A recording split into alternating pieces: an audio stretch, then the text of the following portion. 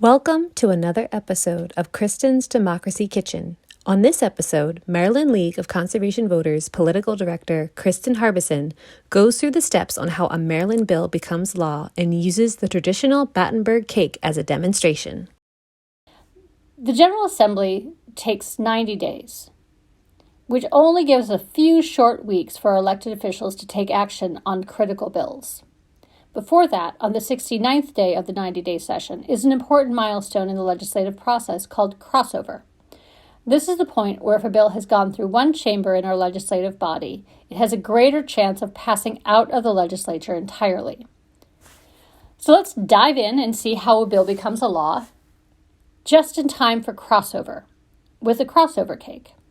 Some folks may call this a Battenberg cake or a checkerboard cake, but I'm calling it a Maryland Day crossover cake, since it looks just a little bit like the Maryland flag. First things first, you need to get all your ingredients and supplies together. Preheat your oven to 350 degrees. That will signal the beginning of Maryland's annual 90-day General Assembly session, from the second Wednesday in January to the second Monday in April. In a large baking bowl, beat together the butter and sugar until light and creamy. Add the eggs and continue to beat with the butter and sugar mix. Then add your dry ingredients, your flours, baking powder, and salt. This is the negotiation part of creating the bill. We meet with stakeholders, a variety of people that would have an interest in the bill's content, and hammer out the details to make sure a lot of folks are okay with the bill and that most demands are met in the initial draft.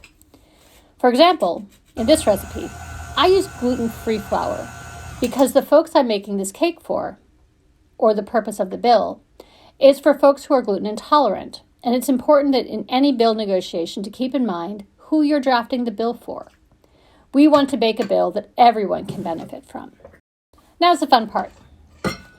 Put half of your mixture in one bowl and half of it in another bowl. The two bowls are now our House and Senate versions of the same bill.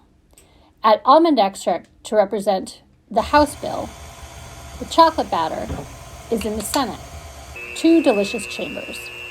A bill needs to pass both the House and the Senate to go into law.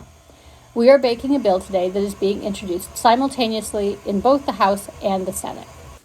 You want to grease your square cake tin and divide in two by placing a thick layer of aluminum foil down the center. Put the almond mixture into one side and the chocolate cake in the other. This is the part of the process, the different committees in the different chambers, and the way the bill is passed out of the legislature.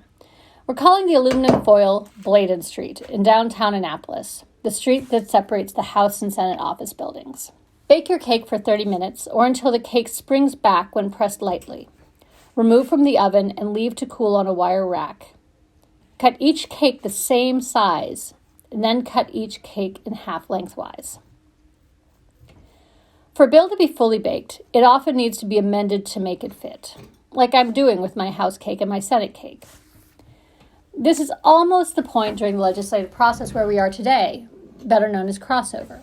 We have two delicious cakes, cooled and ready to be prepared together, or two partially finished versions of the same bill that now must cross over. We have the House version of the bill and the Senate version of the bill, and the advocates, which are represented by a delicious jam filling. We have a House working with the advocates considering the Senate bill, and the Senate working with the advocates considering the House bill. Before the bill is considered finally passed, though, both sides need to be identical, which sometimes requires further amendments. But we want to make sure we don't cut off more than we absolutely have to. Delicious, delicious amendments. Brush the rolled marzipan with a little jam and wrap it all around the cake, hiding the seam underneath. Trim away any excess. Chill in the refrigerator. This looks delicious.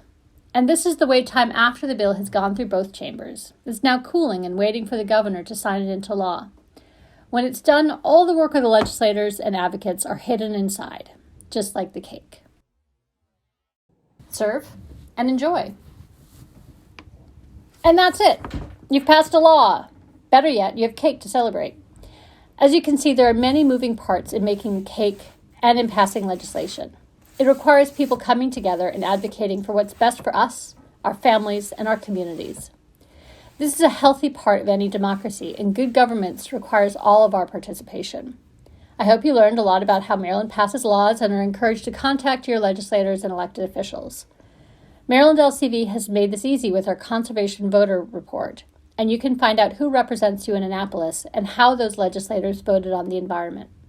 As the political voice for the environment, we work at the intersection of climate, equity, and state politics to address the most urgent environmental issues of our time: climate change and environmental justice.